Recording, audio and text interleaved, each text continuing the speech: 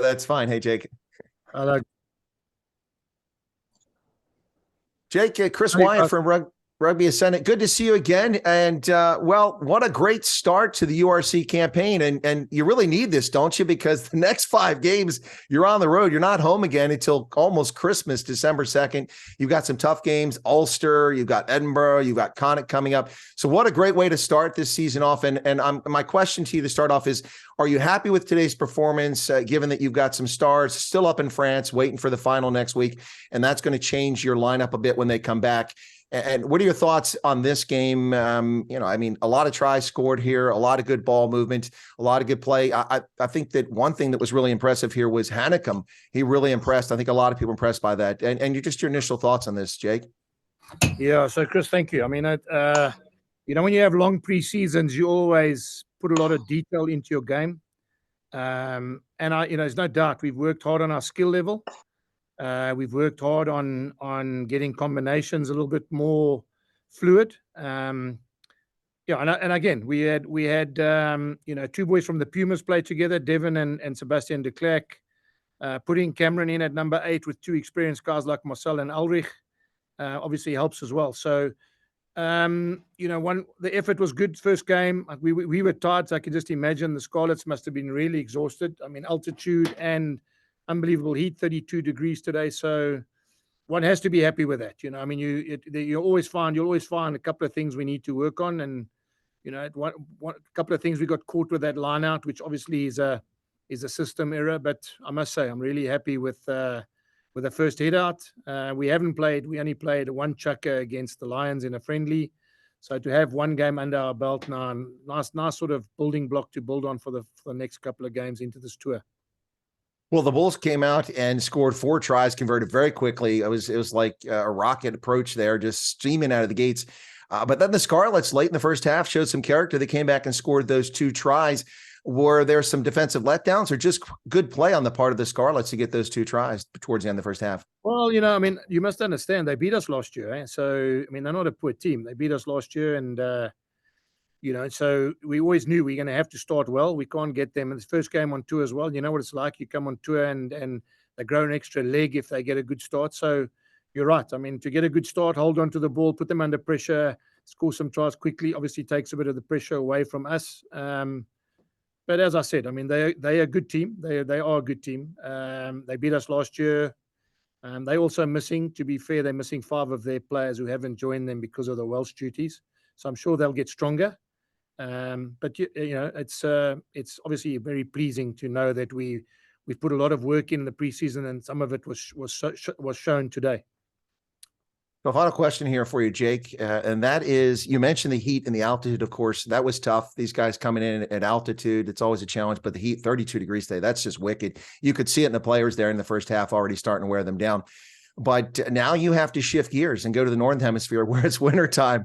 Is there something that the Bulls have? Do you have in your kit bag to train up there? Are you prepared and already thinking about the weather shift with the rain and the cold weather? Because it's going to be completely different over the next month before you come home.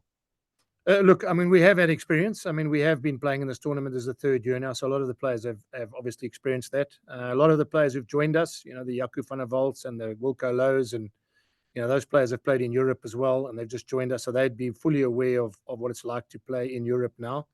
And the other thing which we must mention is we're going to play on 3 4G pitches in these 4 games. We're going to play Ulster got a new 4G pitch. We're going to play Cardiff on a 4G pitch, and we're going to play Edinburgh on a 4G pitch. So it is going to be not only weather-wise, it's going to be a very different surface for us to adapt to as well. So that'll be, as I said, hopefully it doesn't take too much time. Last year we played Edinburgh and Glasgow, and we got caught short in terms of the pace of the game. So hopefully, what we got today in a 32-degree altitude game will hold us in good stead on those quick pitches. Well, yeah, the turf today was definitely an issue. It almost looked like DHL Greenpoint Stadium out there with sand flying all over the place. But Jake, buy a donkey and good luck in the Northern Hemisphere. Thank you. And great photograph in your background there. That was when I was there back in February. That's from that game. Thanks, Chris. Matt? Yeah, Jake, hi. Matt Lloyd from BBC here. Good to meet you again.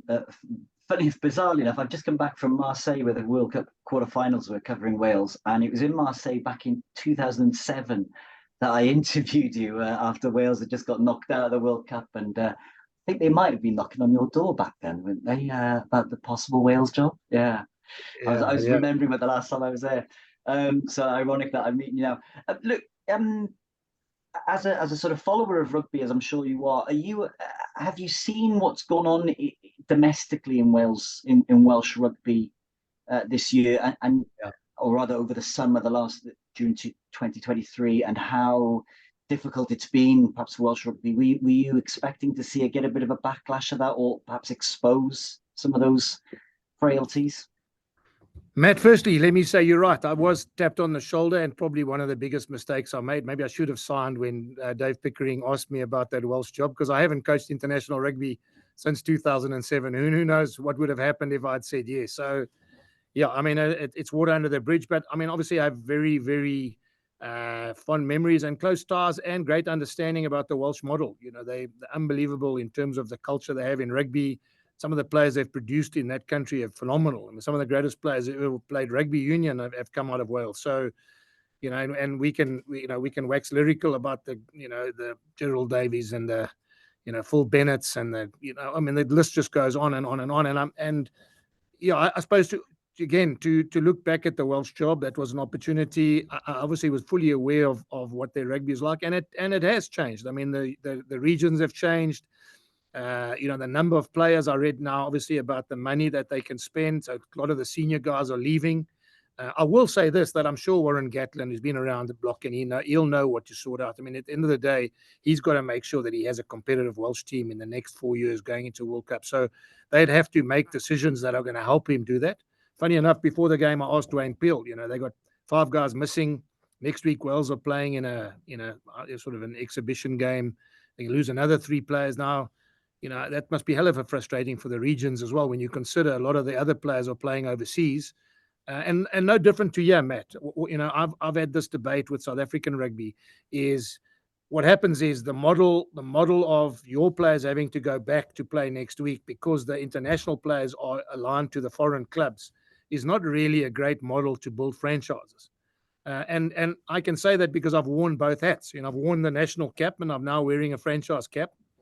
And it's very difficult to plan for the next 4 years if it means that overseas-based players can play.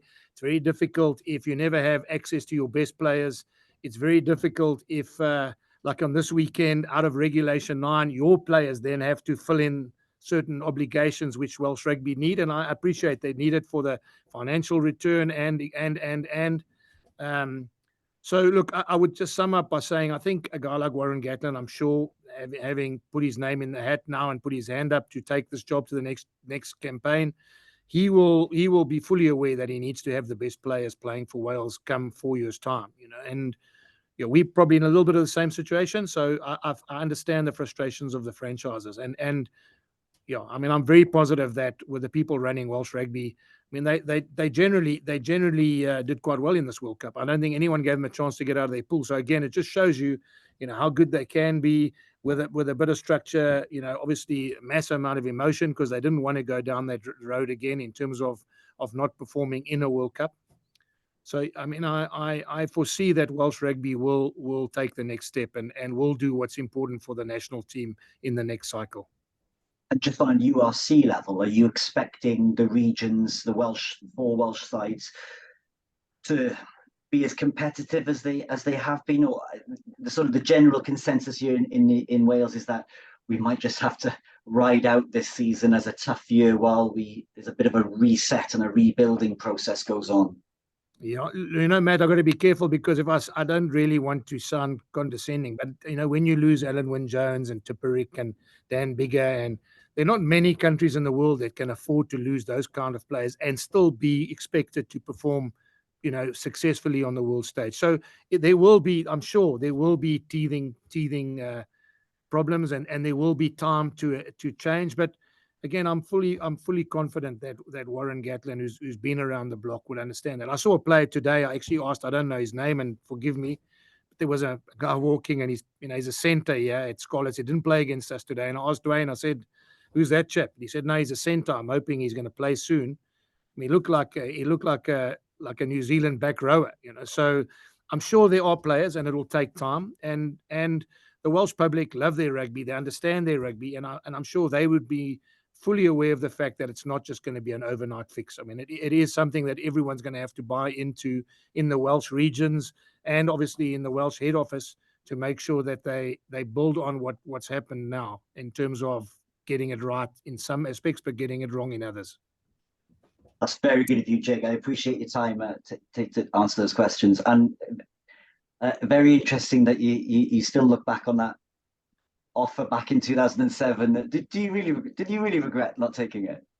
Well, in hindsight, of course I do. You know, I mean, I didn't foresee that I would finish coaching international rugby. I was 43 years old when I finished coaching the Boks, you know, and I've been out of international rugby now for 16 years now. You know, I often say to people, if you said to a guy like Kane and Moody, who's now played, I don't know, 10 test matches at a 20-year-old, he'll never play international rugby again, it would almost be unheard of, you know.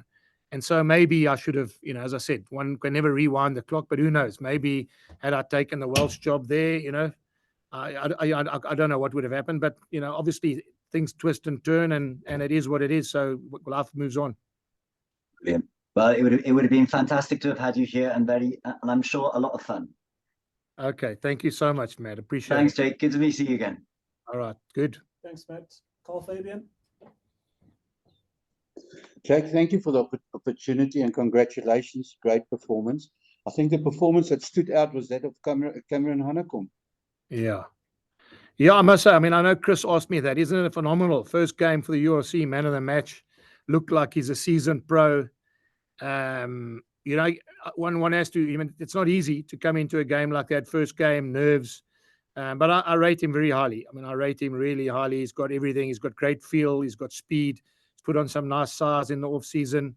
He's got a great pedigree. He comes from, you know, from good background. Was at Paul Boys High.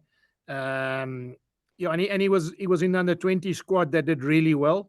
And if he wasn't the best player in terms of voted the best player, he would have been one of the guys nominated in his years, one of the best players in the under-20 tournament from all around the world. So, Carl, yeah, I can't, you know, obviously it's early days, and but it's nice that you get a nice young forward coming through. We know what sort of bonuses we got with Kanan in his first rookie year. So to have a guy like Cameron in the forward pack coming through is going to make it so much better for us, you know, going forward. Your junior squad is known as one of the best in the country, if not the best in the country. This year you won the under-19s, under-20s, you lost to the Sharks, but the under-21s, I think, only won one game during the season. Yeah. I know that you didn't release your top players like Reinhard Ludwig and Cameron this year to them. Is that a thing we must get used to, that you're still going to draw up, or the promise? Yeah, Carl, it's a difficult one. I think since we've been here, we've had, you know, at the top of my head, maybe, so all the tournaments, maybe 14 junior tournaments. We've won 12 of those 14. This is the first year we haven't won those two. So, you know, something had to give, you know, with the amount of players that we have to contract, with the depth we need in the three campaigns at senior level. You know, you look at Tian Lange, you know, training with us. He's available. Sebastian Lombard's with us. He's available.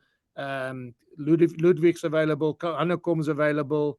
I mean, you put those four forwards in any under-21 team, and you'll obviously get a massive return. But I had to make a decision, not for any one other reason, that I can't afford to have players who can't train with the senior side, that learn what the seniors need to do.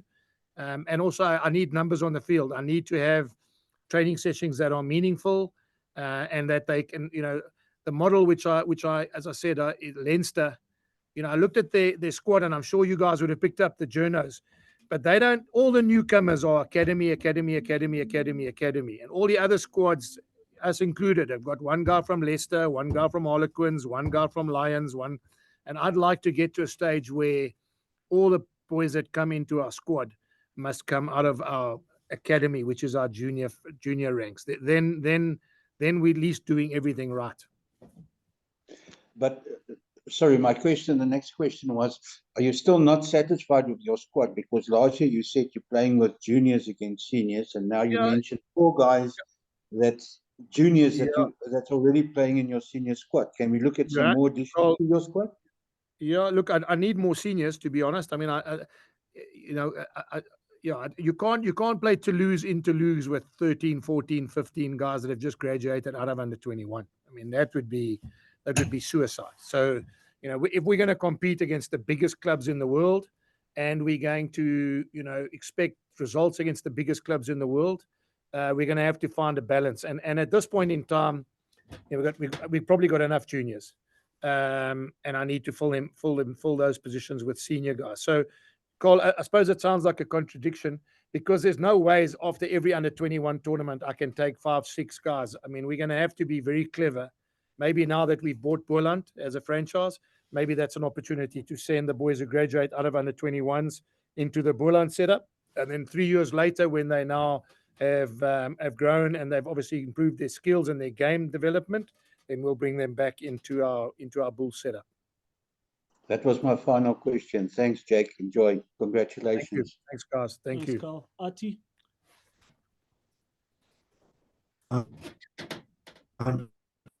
Thanks, Lunga. Hi, Jake. I hope you're well. Congrats on the win.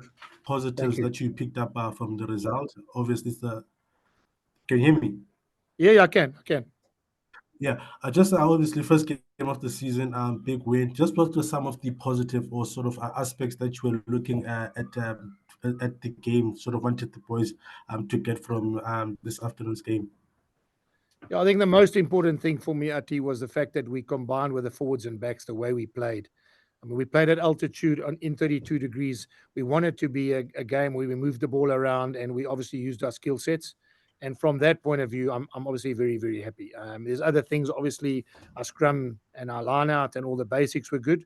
But generally, I think as a coach, you want to be able to, we might play in the rain the next couple of weeks and we might have to play completely differently. But the conditions, the kind of squad we selected, the opposition we played against, you know, I'm very chuffed with the way we put all those jigsaw pieces together, because at times it looked really, really impressive the way we linked between forwards and backs. I mean, how important was this win, considering now you're going to be on the road?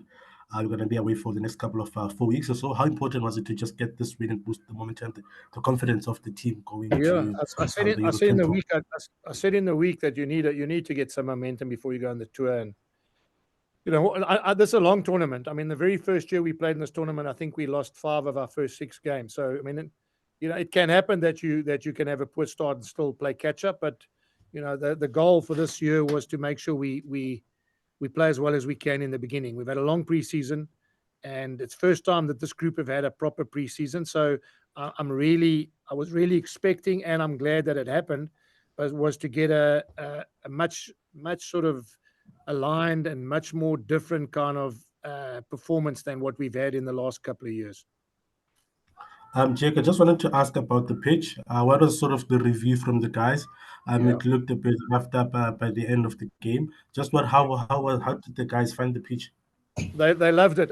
They absolutely loved it. I mean, just to you know, I know Chris asked me the same question, but the pitch is fine. We just haven't finished with all the stitching. The machines arrived a little bit late, so we didn't want to move the fixture. We had to sort of box clever in certain parts of the field, but I'm sure in a month's time when we return from our tour, then the grass would have grown and the stitching would have been obviously put down in all areas of the field, and then I'm sure it'll be perfect. And it was, you know, I think it was still okay today. I mean, players enjoyed playing on it, and you know, as much as it looked like it broke up once or twice, but it was only in certain areas where they haven't finished, as I said, the stitching and the grass hasn't grown fully.